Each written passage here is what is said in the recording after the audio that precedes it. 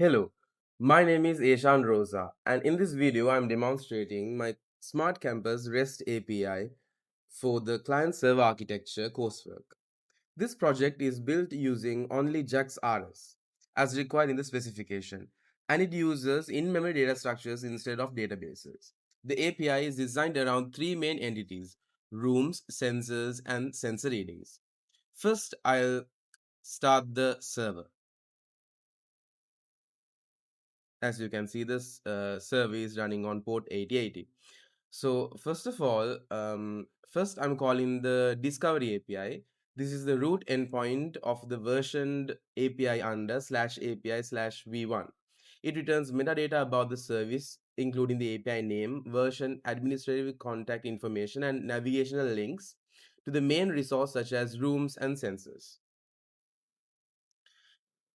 So in the postman, I have the environmental variable such as base URL. So such as the base URL as localhost 8080 API slash v1.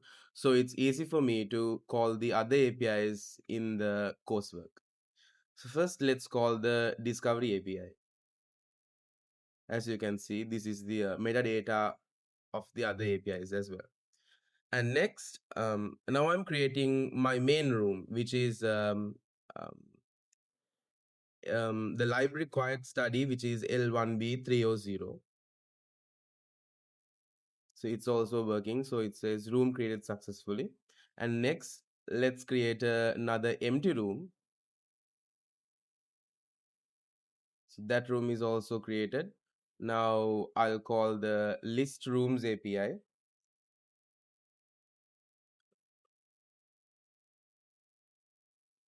So as you can see, the temporary room and the library is listed.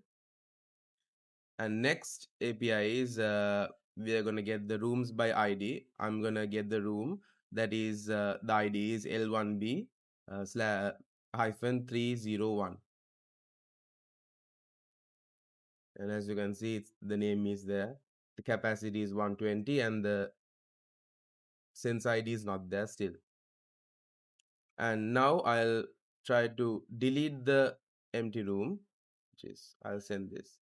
And now the room deleted successfully. So if you go to the list rooms and I call this API again, we can see that the empty room is deleted. Next, I'll create an active sensor, which is this sensor, and I'll send this. And as you can see, the sensor is created successfully on the room ID L1B301. And next, I'll create a maintenance sensor. As you can see, in the same room, the maintenance sensor is there. The status is maintenance, but the type is CO2. And now I'll try to create a sensor with missing room. So when the room ID is missing, it gives the 422 status, which is unprocessable entity. And next is I'll try and get the wrong content type. So it'll give me the 415 error unsupported media type. And next, I'll try to get the list the sensors. As you can see, the sensors that I have created, which is the maintenance sensor CO2 and the temperature sensor is there. And next is we trying to filter the sensors by type, such as temperature and carbon dioxide. So, so as you can see, the type is temperature. So the temperature sensor comes as the output. Next is the CO2 sensor, which is type is CO2. This comes as well. So next is trying to get a empty room reading history. Uh, the endpoint is sensor slash temp 001 readings.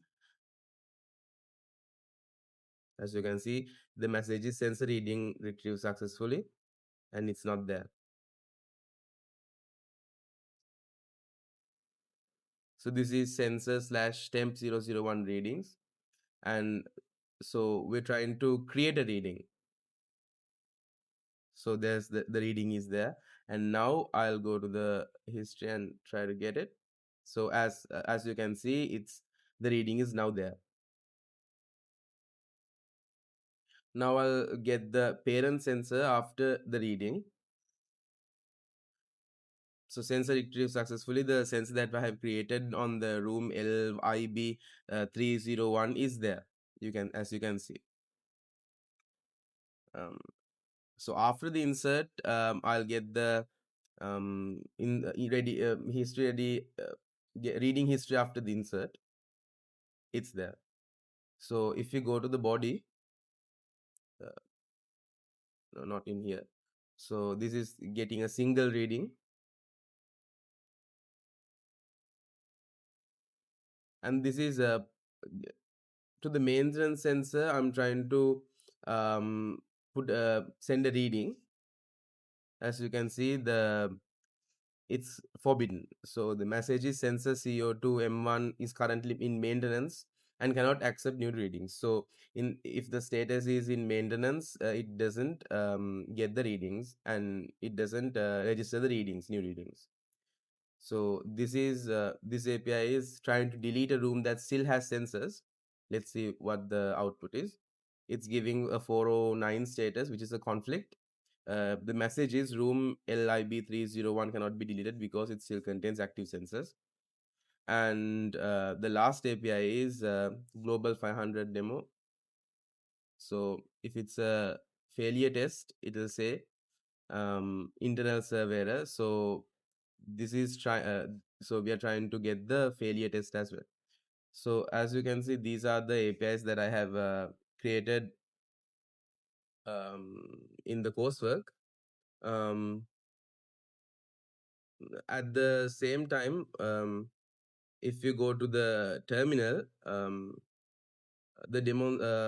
the use of logger is there, because every API that I have called is in here.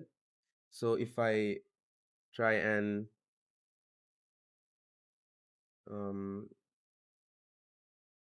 so these are the logger outputs. This also shows why filters are useful for cross-cutting concerns, because the logging behavior is applied consistently across all endpoints without having to repeat logging code inside every recursive method or resource method. Um, so to conclude, this demonstration has shown all the required API behaviors in the coursework. I demonstrated the version discovery endpoints, room creation and retrieval, safe room deletion, sensor creation and dependency validation, collection filtering, nested reading resource using a sub resource locator, automatic sub updates to the parent sensor's current value, business rule enforcements with custom exceptions, a global error handler, and a centralized API logging. So that's the end of the demo, and thank you.